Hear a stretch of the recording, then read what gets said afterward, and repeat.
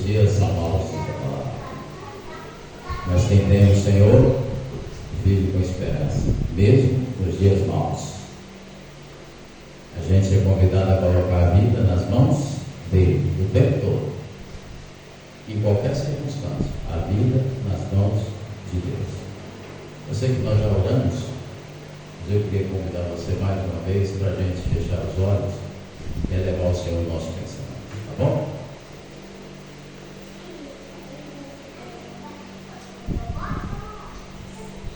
Santo Deus, Santo Pai, os teus filhos se reúnem aqui na igreja nessa noite para sentir a tua presença entre nós. E nós queremos cultuar o Senhor, nós queremos glorificar o Senhor, nós queremos reconhecer o Senhor como nosso Deus, Criador, mantenedor e Salvador. Nós queremos dizer diante de tudo e de todos que só o Senhor é Deus. E nós queremos dizer que a nossa vida pertence ao Senhor e está nas mãos do Senhor. Portanto, Pai de amor e misericórdia, acolha agora o desejo do meu coração, de cada um dos meus irmãos, de estar seguro nas mãos do Deus. Ilumina a nossa mente e nosso coração, de tal maneira que nós possamos ouvir a Tua palavra, não a palavra de um homem, mas a palavra do Senhor através do homem. É humildemente, meu Deus, que nós oramos pelo nome santo de Jesus. Amém.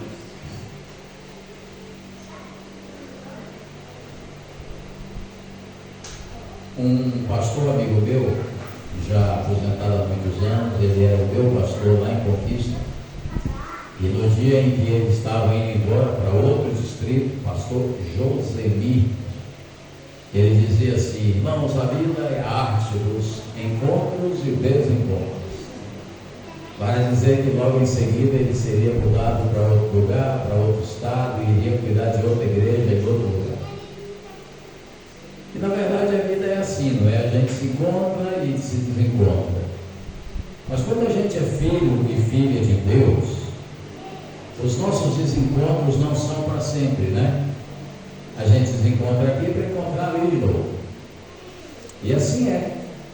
Já fui pastor em diversos lugares, em diversas igrejas, em muitas cidades diferentes, estados diferentes, mas volta e meia, em algum lugar, a gente encontra alguém que conheceu lá em um recanto diferente do Brasil, em uma cidade distante, e é bom ter notícias das pessoas.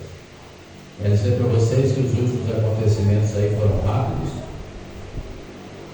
mas o desenrolar deles foram bem acelerados agora no final do ano. Mas esse já era um pleito meu, uma solicitação minha diante da associação, para que dentro do meu período de idade e tempo de obra, eles pudessem analisar a minha pré-aposentadoria. A pré-aposentadoria é também chamada na igreja de desaquecimento. É quando você entra no estágio próximo da jubilação, e a igreja então lhe dá o direito de, por um tempo, cuidar da saúde, especialmente se você está precisando dela, né? No meu caso, quando eu descobri a diabetes e a hipertensão há 5 anos, eu já havia desenvolvido uma retinopatia diabética que me tira parcialmente a visão.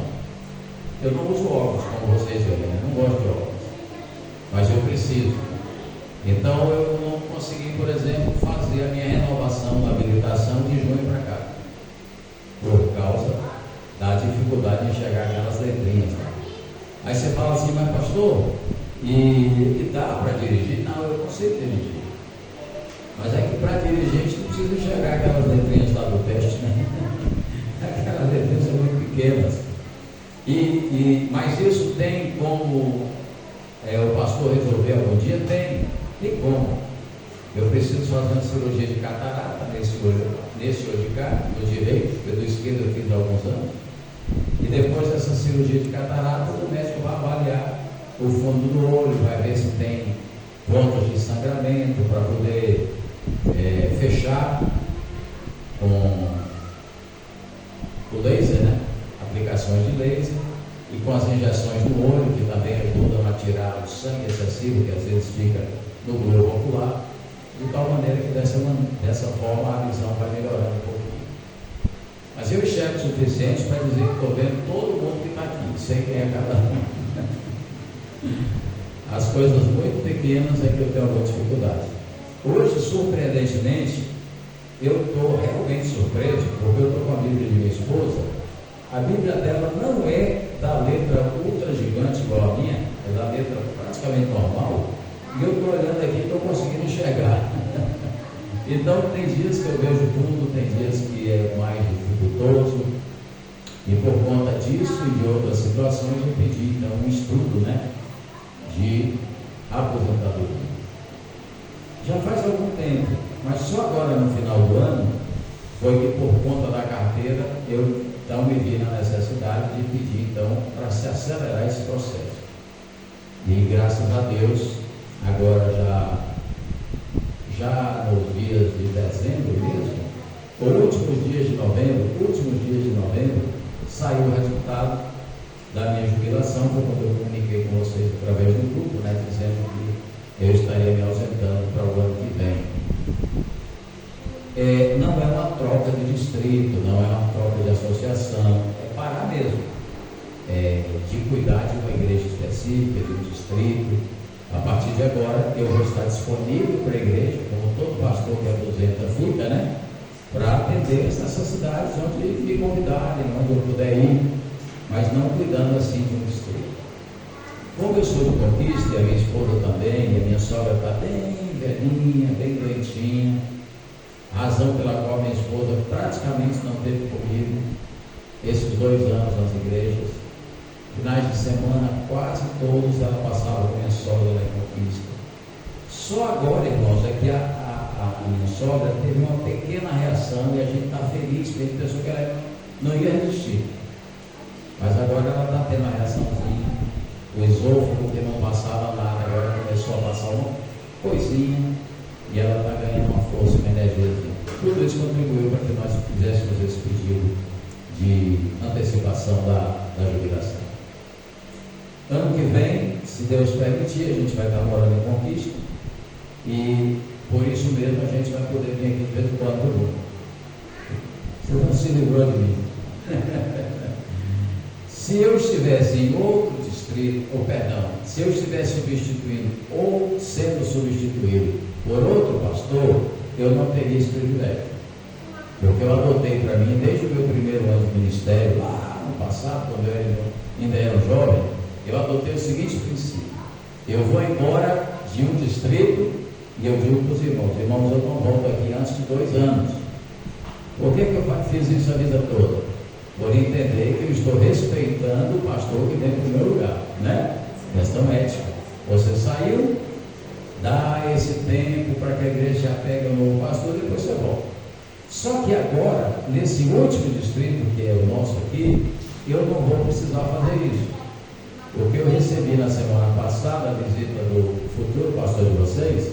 Ele veio à minha casa com a esposa e ele vai ficar inclusive morando, provavelmente na casa que eu moro. E eu contei para ele essas histórias todas e disse: mas você sabe que comigo não vai precisar. Porque além de nós sermos primos, irmãos, pai dele e mãe dele são irmãs do meu pai e da minha mãe, nós somos super amigos, além de primos e irmãos. Talvez o amigo mais chegado que eu tenho no ministério, mais próximo, é exatamente o pastor Gilvan. O pastor Gilvan, eu fico assim muito constrangido, porque é meu primo, e meu amigo pessoal de falar dele, mas não tem como não falar. O pastor Gilvan é aquele tipo de pastor carinhoso com as ovelhas, bem relacionado com as ovelhas, de um sermão abençoado por Deus. É um homem muito culto, mas embora seja muito culto, muito simples. Vocês vão perceber quando ele estiver aqui, muito simples, gosta de gente, gosta de conviver com as pessoas. Como a gente teve esse prazer de conviver com vocês aqui, eu não vou ter como me esquecer das festas lá atrás, Eu não tenho, como é que eu vou me esquecer daquelas festas lá atrás? Foi tanta coisa bonita. Teve o dia dos 7 bolos, eu estava aqui no dia dos 7 bolos, fiquei focado. Vocês nem estão lembrando mais, Teve um dia aqui que tinha 7 bolos imensos lá dentro para a festa. Foi de casais, acho que foi. De casamento de quem? Ah, isso! Foi renovação de votos, exatamente. Mas não foi só essa, né? Quantas festas aconteceram aqui que nós celebramos, comemos juntos, participando juntos, e foi realmente uma vez. Pastor Gilvan e sua esposa Solange, a Solange, ela não vai ter dificuldade que, por exemplo, Marisa teve comigo, para me acompanhar.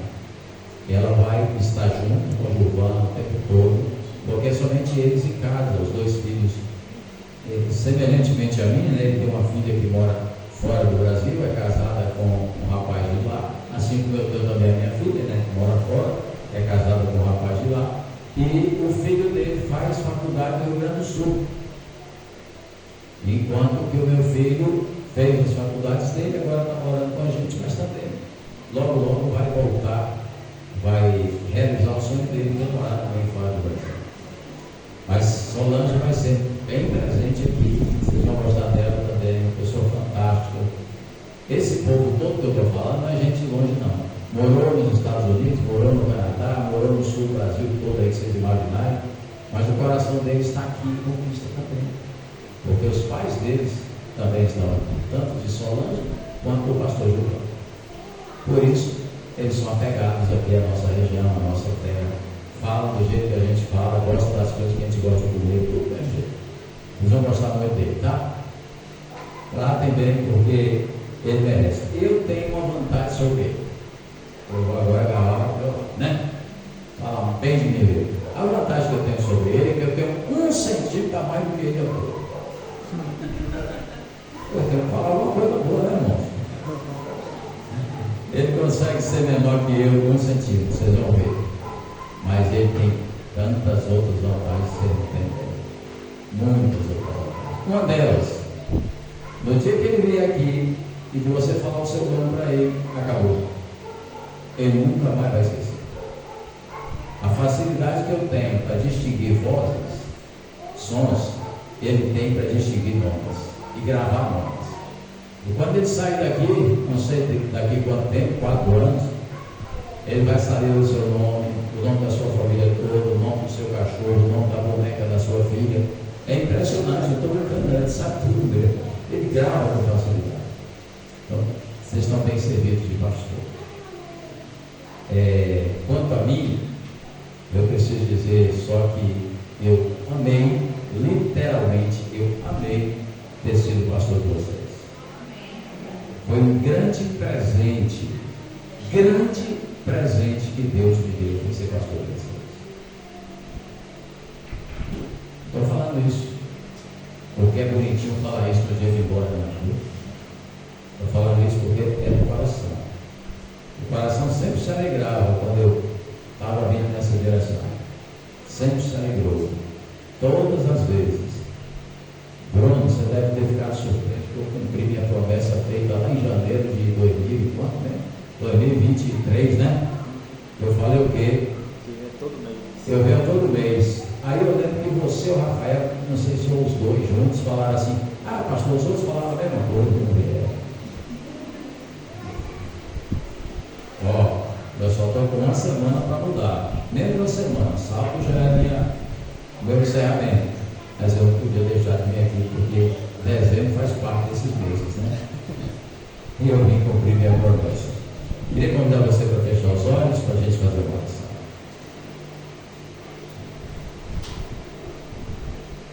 Querido Deus, querido Pai, o Senhor é tão bom, tão maravilhoso.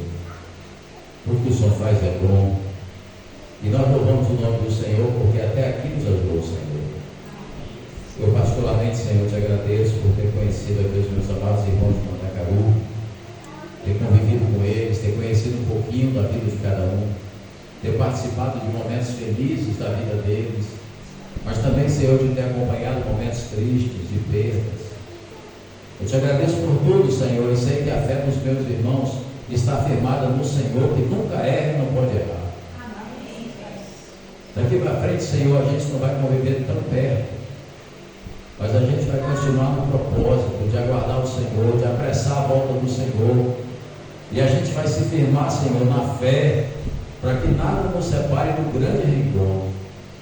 o reencontro que teremos com os salvos, o reencontro que teremos com os nossos irmãos de todos os lugares, de todos os tempos, o reencontro que teremos com a nossa família, o reencontro, sobretudo, mais importante de todos, que nós teremos com o nosso Salvador. Paizinho querido, que nada nos separe deste reencontro. Mantenha o nosso foco no Senhor.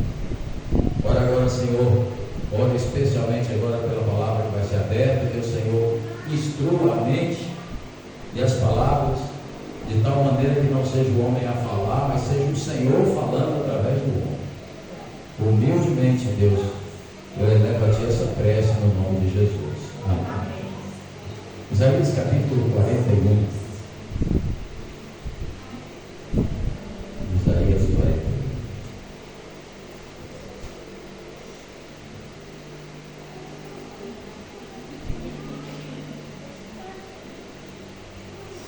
O pastor que vem é Gilvan Brito Correia.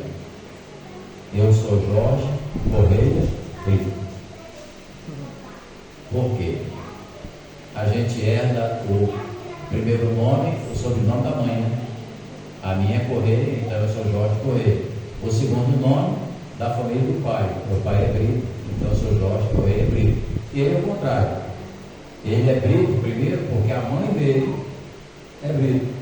E Correia porque o pai dele é Correia. Então, até no nome a gente apareceu. O pastor Gilvan é quem faz meus relatórios de trabalho. Eu mando para ele e ele faz esses trabalhos todos no computador, que uma vez por mês que tem que ser feito. É quem faz minhas declarações de imposto de renda, essas coisas todas. Só para vocês terem uma ideia de quão próximos nós somos um do outro. Medo, insegurança, preocupação, decepção, angústia, injustiça. Vivemos um mundo assim, amados. Vivemos um mundo assim. Você olha buscando esperança e parece que ela não existe mais. Você projeta um passado distante e através dele você lança luzes para o futuro e parece que não há em que se possa crer. Biblicamente, nós encontramos uma concordância com essa palavra quando está escrito: desde que os pais dormiram, onde está a promessa da sua vida? Há muitos que se esfriam e se destroem na fé por não conseguirem mais acreditar que o Senhor, assim como prometeu, cumprirá e voltará a esta fé. Entre os que não creem, muitos filhos e filhas de Deus. Conheço alguns bons filhos de Deus que um dia estiveram na igreja, eram pastores, eram anciãos, diáconos, diaconistas, líderes de departamentos, cantores da igreja. Conheço alguns. E se cumpriram neles a palavra bíblica que diz: por se multiplicar a iniquidade, o amor se esfriará de quase todos. Vivemos um mundo sem crença, sem esperança, e parece que quando a gente olha para o nosso entorno e para o que está acontecendo nele, a gente parece até ter razão de pensar assim. Por exemplo, um dia eu estava em casa, eu só não lembro essa casa, onde era, em que cidade era, porque a gente muda tanto, mas acordei para assistir o Bom Dia Brasil, liguei a televisão, e uma notícia estarrecedora estava ali apresentada no jornal. Um avião que partiu lotado de gente de Santa Catarina em direção ao Equador.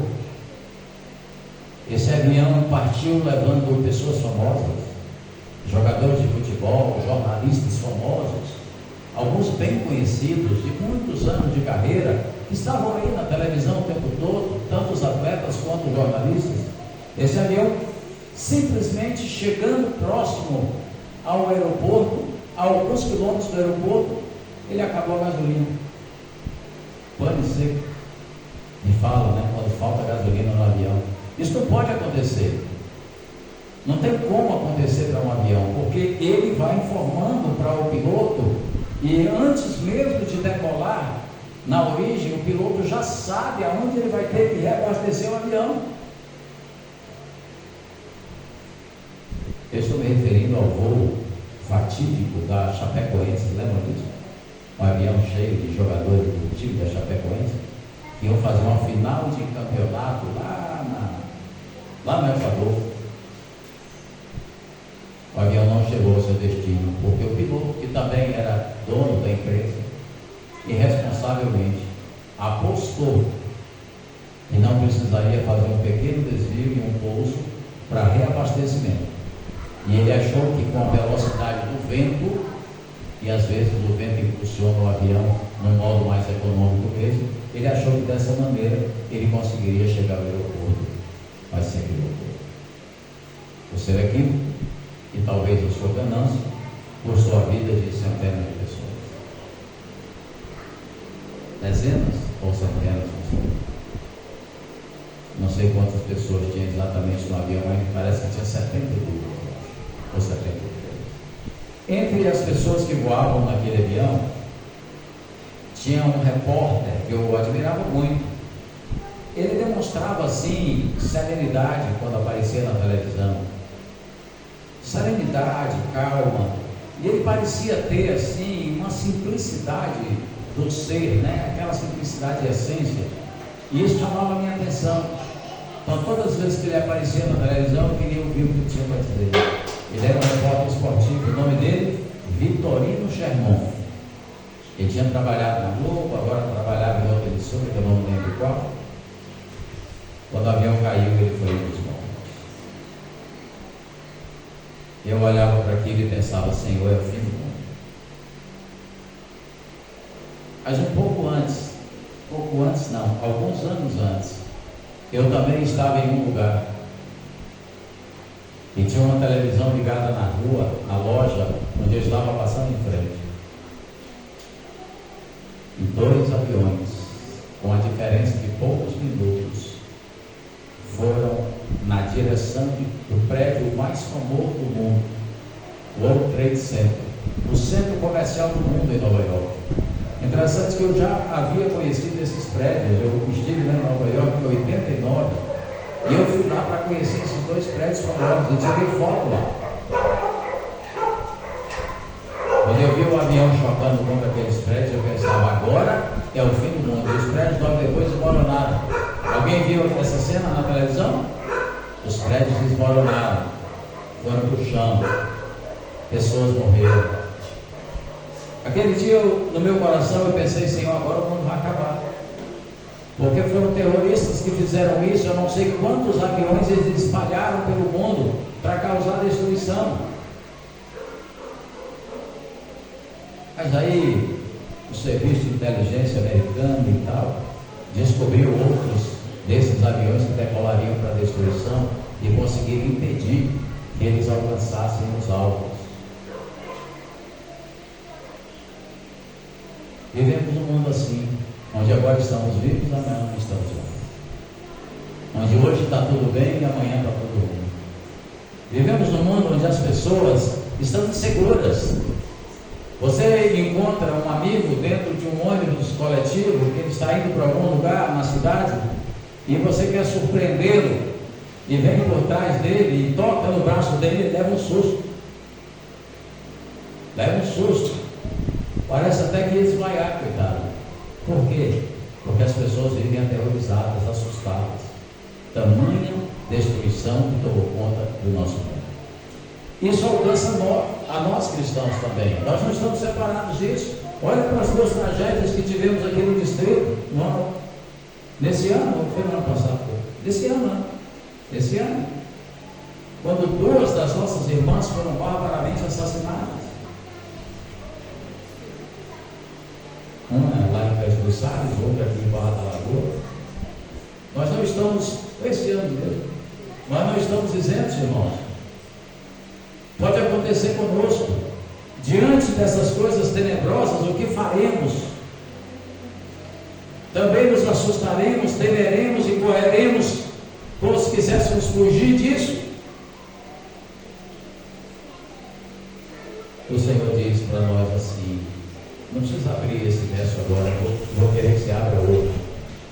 Senhor diz assim, Apocalipse 2, verso 10: não tenham medo das coisas que vocês vão sofrer. Esse verso está dizendo que nós vamos sofrer. Quem é cristão nesse mundo vai sofrer. Então, a palavra do Senhor em Apocalipse 2,10 é: não tenham medo das coisas que vocês vão sofrer. E o conselho seguinte é: apenas sejam fiéis. O mundo vai de mal a pior, e isso que já está ruim piorará. E Jesus só voltará, irmãos, quando não houver mais condição de vida aqui nesse planeta do jeito que ele está. Aí é o momento da volta do Senhor.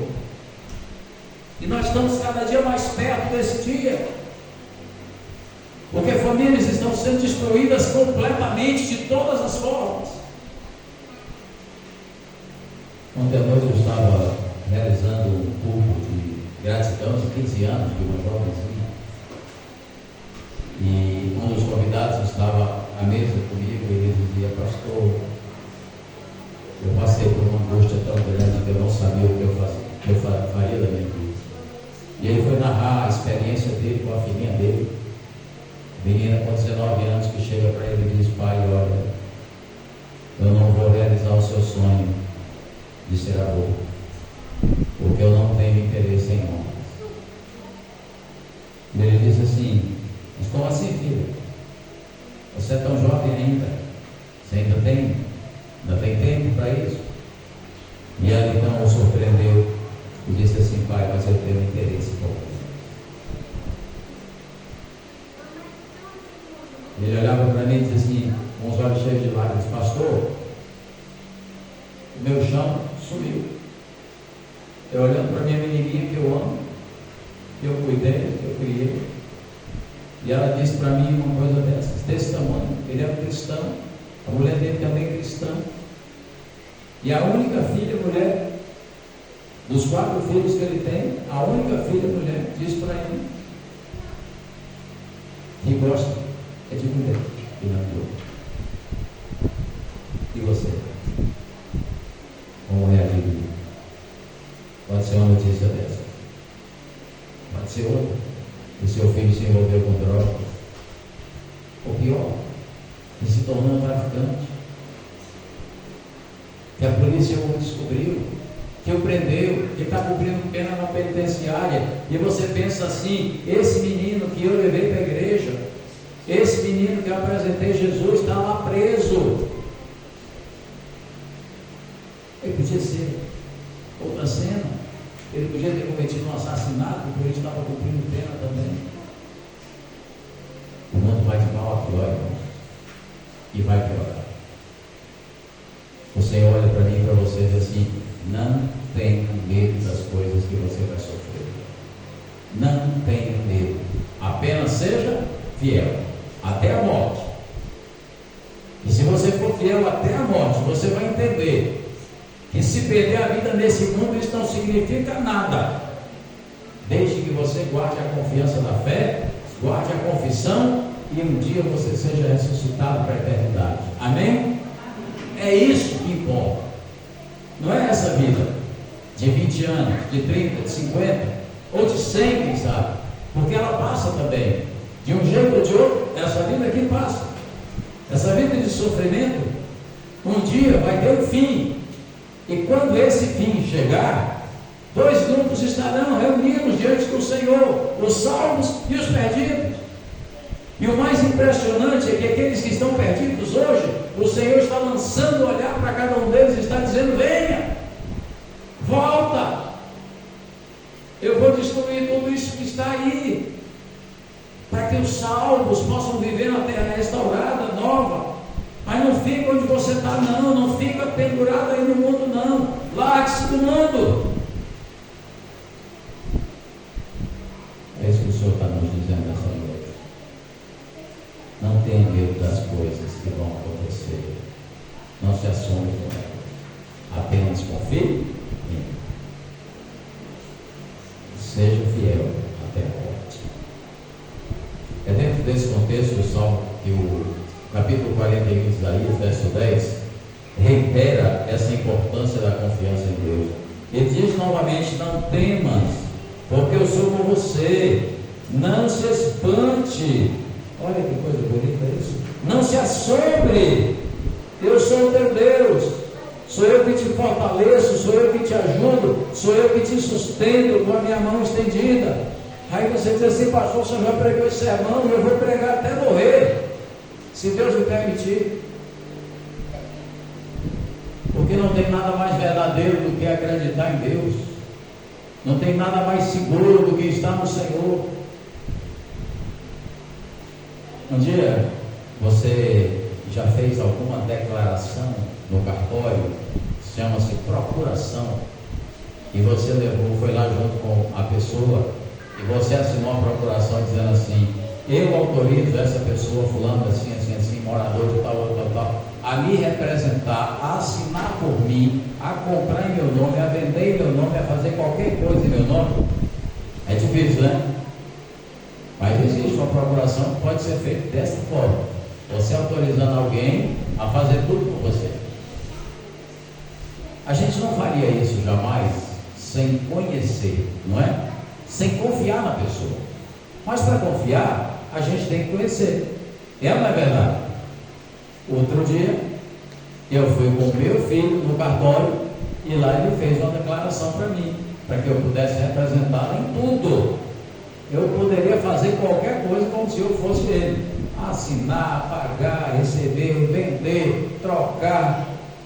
E ele me deu essa procuração, e eu fui lá para o Rio Grande do Sul para cuidar de coisas dele lá, de escola, de faculdade, de carteira de motorista, e eu pude assinar e fazer tudo que precisava ser feito. Mas por que alguém faz isso? Porque conhece a pessoa para quem está dando a procuração. Deus diz assim: confia em mim. E a gente só vai confiar se a gente conhecer. É ou não é verdade? Se você não conhece o Senhor, você vai ficar duvidando.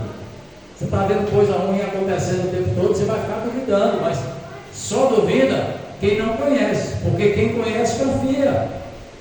Então o grande segredo de ser um cristão vencedor é aproximar-se dele, conviver com ele, ter comunhão com ele, andar com ele. É quando a gente anda com ele que a gente sabe que está seguro.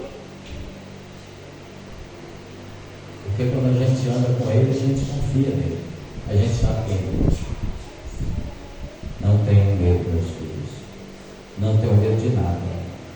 Não tenho medo, porque sou eu. Olha para cá, sou eu que estou com você. Não fica assombrado não, porque sou eu, teu Deus. E digo: não fica assombrado, eu sou teu Deus. Eu te fortaleço. Eu te fortaleço. Eu te ajudo. Eu te sustento com a minha mão fiel. Olha para Deus hoje, aí no seu coraçãozinho, diga: Deus, se eu ainda não o conheço suficientemente para crer em Ti, abra os meus olhos e me aproxima mais de Ti, para que eu possa desenvolver essa confiança. Irmãos, eu confio em Deus. Eu confio que Deus nunca tem menos do que eu lembro para mim. Nunca menos do que eu lembro. Mesmo que às vezes uma coisa ou outra aconteça que não seja como eu quero, a gente está lá em cima. E Ele sabe tudo, eu não sei nada. Quantas vezes, irmãos, eu fui transferido de um distrito para outro, de uma cidade para outra, de um estado para outro, que eu olhava e dizia assim: Senhor, eu não acredito não, é para esse lugar que o Senhor está me mandando. E pela fé eu fui. E em todas as vezes, que o Senhor me levou para algum lugar, Ele me mostrou por que eu tinha que estar ali, e me abençoou, e me honrou. E não foi diferente na vida para Campos dos Salles, não, foi do mesmo jeito. Deus me mandou para cá, e eu vou dizer para vocês, eu me assustei no começo. Não era pelo tamanho da cidade, não era pelo tamanho do distrito, pela fama que esse distrito tinha de um distrito poderoso, forte, cheio de programação, cheio de gente dinâmica. Eu falei, Senhor, mas eu já sou um homem que está perto da aposentadoria, será que eu vou dar conta? Eu pensei isso. E eu confesso para vocês que muitas vezes eu pensava, Senhor, dá um jeito de mudar lá, que não seja para lá, que seja para outro lugar. Aí mudaram e eu vim. E eu descubro ao chegar aqui que Deus tinha um projeto também, tinha uma missão para mim aqui, e me abençoou tanto. E eu tive a alegria e o prazer de conviver com vocês, de entender quem são vocês, e de todo o coração eu posso dizer de amar vocês. Amar é uma coisa muito diferente de gostar. Ele sabe. Ele sabe tudo. Meu recado hoje é: conheça o Senhor, seja íntimo do Senhor, e quando Ele falar assim, confia, eu vou confiar e você vai confiar. Amém, irmão? Amém. Eis que vem o Senhor de volta. Comigo está o meu para dar a cada um segundo as suas. Essas obras não são as que fazemos para a salvação. Não. As obras que fazemos são resultado da salvação. Resultado da salvação. E não para a salvação. Que o Senhor nos firme no conhecimento dele, e que nos faça cada dia mais sólidos na fé, e que no passar dos anos, de hoje para frente, eu, você, a minha família, a sua família, cada um de nós aqui, cada um dos nossos irmãos que não está aqui agora, mas é dessa igreja, que cada um esteja firme no Senhor, guardando a confissão da esperança. Amém? E que quando Ele voltar, estejamos todos nós entre os salvos. Bendito seja Deus. Amém. Oração? Podemos ficar em pé?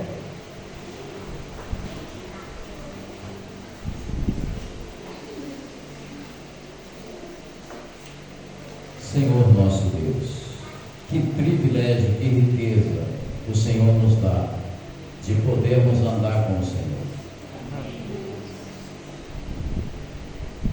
Só tem um jeito, Senhor, da gente confiar em Ti, é conhecendo o Senhor. E esse conhecimento, Senhor, não é o conhecimento teórico, é o conhecimento prático. Ajuda, Senhor, a mim e aos meus irmãos, para que nós Te conheçamos cada vez mais. E nós conheçamos o Senhor por experiência, por andar com o Senhor, por viver com o Senhor. E dessa maneira, Senhor, conhecendo o Senhor, nós confiaremos no Senhor, mesmo quando a negritude tomar conta de toda a humanidade, a escuridão tomar a terra. Nós confiaremos, mesmo não enxergando um palmo à nossa frente, nós confiaremos, porque sabemos quem foi que prometeu o livramento final. Meu Senhor e meu Deus, abraça agora cada filhinho que está aqui, por favor, meu Deus. Abraça forte, Senhor, a gente, para que nada nos separe do Senhor. Abençoa cada família, irmã da Carolina, Deus. Cada um, cada família, cada casa, cada irmão, cada irmã, cada criança, cada jovem.